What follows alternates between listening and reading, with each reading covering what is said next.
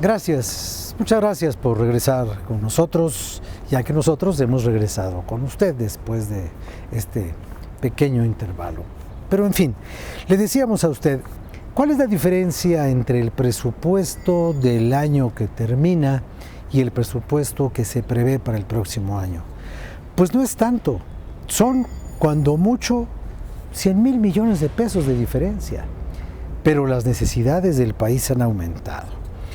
El país, así sea poco, pero el país ha crecido entre un 2.6 y un 3.4%, algunos dicen que más, otros dicen que menos, pero el crecimiento no ha sido suficiente, ha sido de un 0.7% menor a lo que se debió haber crecido en el 2015.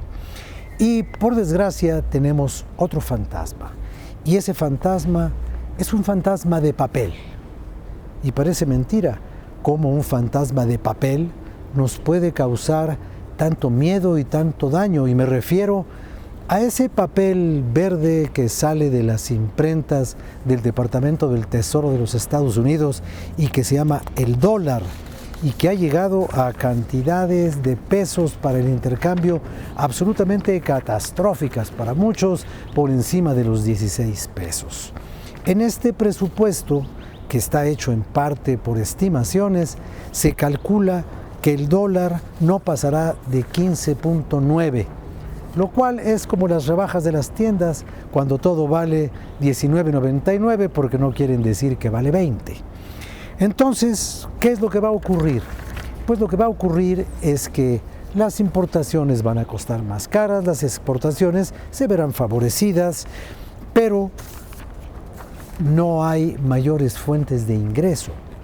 ¿Por qué? Pues porque el petróleo se fue a la baja y porque una de dos, o generamos riqueza o pedimos dinero prestado. Y el señor secretario de Hacienda ya nos dijo que no se va a pedir prestado. Habrá que rascarse con la propia uña, pero la uña no puede rascar y rascar porque haría un agujero.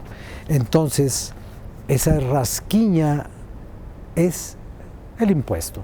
¿El impuesto cuál? El impuesto que sea, porque para inventar impuestos es muy fácil. Para cobrarlos es un poco más difícil, pero lo verdaderamente espeluznante es tenerlos que pagar. Lo otro es vivir con el déficit, y tampoco se puede. Del déficit es la diferencia entre lo que se tiene y lo que se gasta, y no podemos tener una brecha demasiado grande. Vamos a escuchar algunas opiniones en torno a lo que entonces se puede hacer con la economía, que es recortar el gasto. Escuchemos estas palabras de los expertos. Para los estados y municipios, habremos de revisar como legisladores la iniciativa de ley presentada por el Ejecutivo en agosto pasado, en materia de disciplina financiera de las entidades federativas. Encuentro Social, a partir de este análisis, habrá de opinar y, en su caso, aprobar un nuevo marco normativo que impida el sobreendeudamiento. La tarea de esta Cámara de Diputados, como una de sus facultades exclusivas al aprobar el próximo presupuesto de egresos de la Federación, será la de vigilar el ejercicio del gasto, una vez que se definan las prioridades que se requieren para el desarrollo de México, para lograr la efectividad de los derechos sociales, como lo son la salud, la educación y la vivienda. Sabemos que persiste un entorno de la economía mundial adverso. Sin embargo, el Gobierno federal deberá trabajar con mayor intensidad en blindar la economía nacional, porque en ello radica la confianza de los mexicanos. México debe seguir creciendo. Es imperativo detonar todo su potencial en beneficio de las familias mexicanas. Nosotros, en Encuentro Social, trabajaremos conjuntamente en ese objetivo.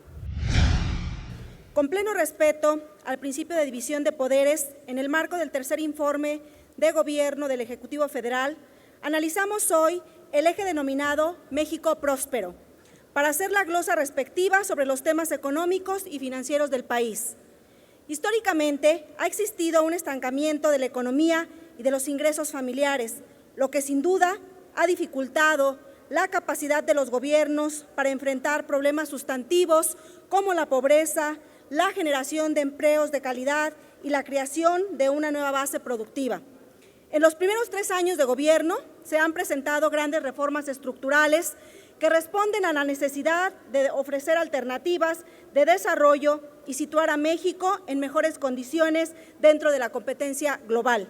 En el tercer informe de gobierno se privilegia la información relativa a los resultados relacionados con la implementación de las reformas en materia energética, telecomunicaciones, hacendaria, financiera y de competencia económica.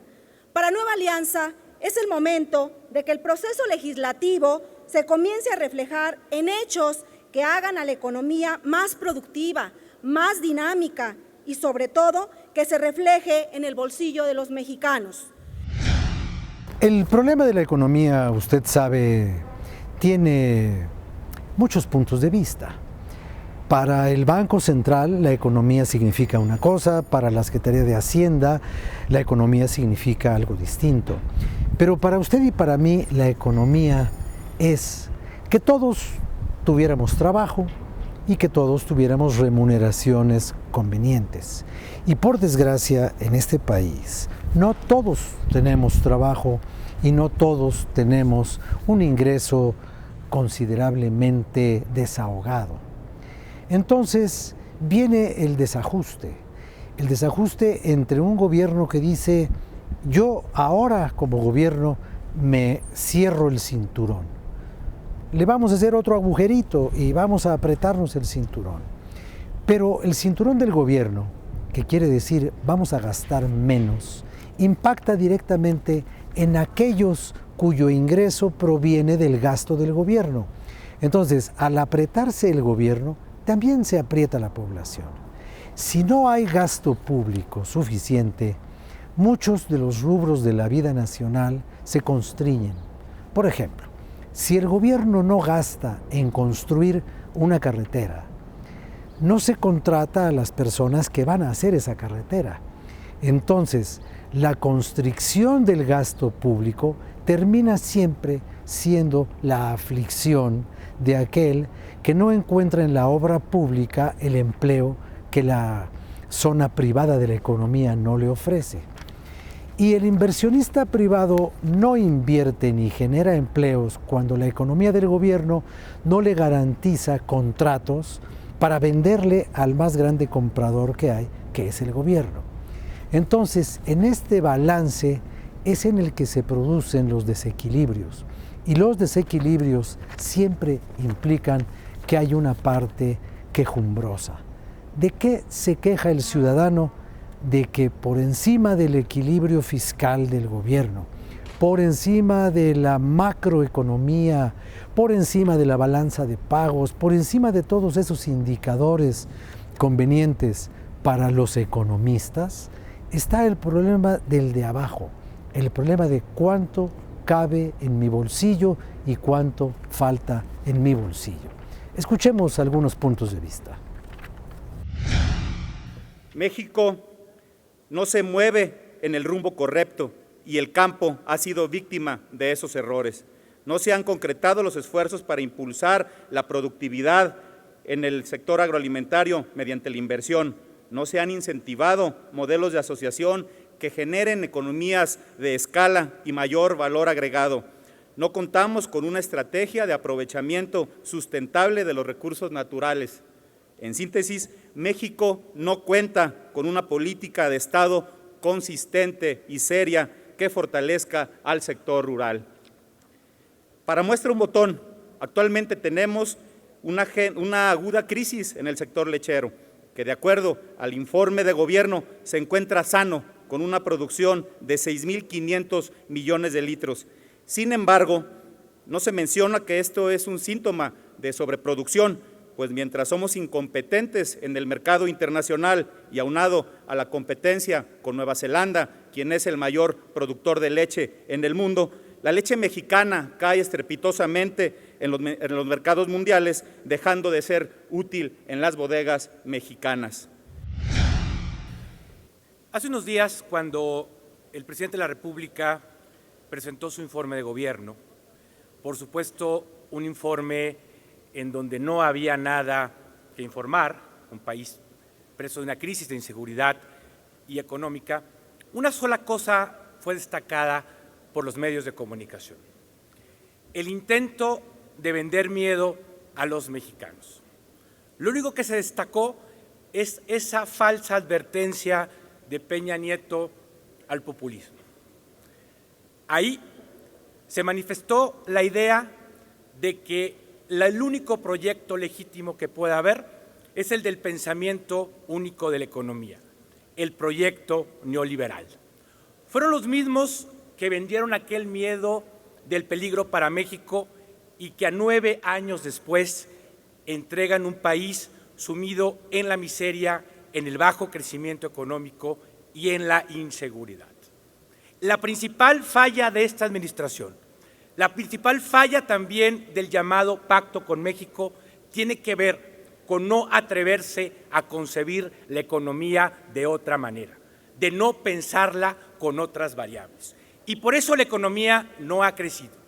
Tenemos un crecimiento promedio de menos de 1% en relación al Producto Nacional. Tenemos una economía que genera 63 millones de pobres. Tenemos un índice de desigualdad que crece.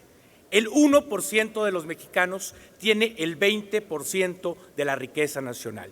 Y no tenemos un proyecto alternativo de nación que vaya precisamente al centro del problema, a combatir la desigualdad.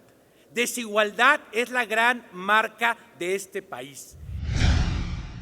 Bueno, pues ya estaba usted escuchando estas doctas opiniones. Vamos a hacer una pausa, regresamos y cuando regresemos ya habrá usted disfrutado de la intervención del cronista Miguel Reyes Razo, quien está aquí como todas las semanas.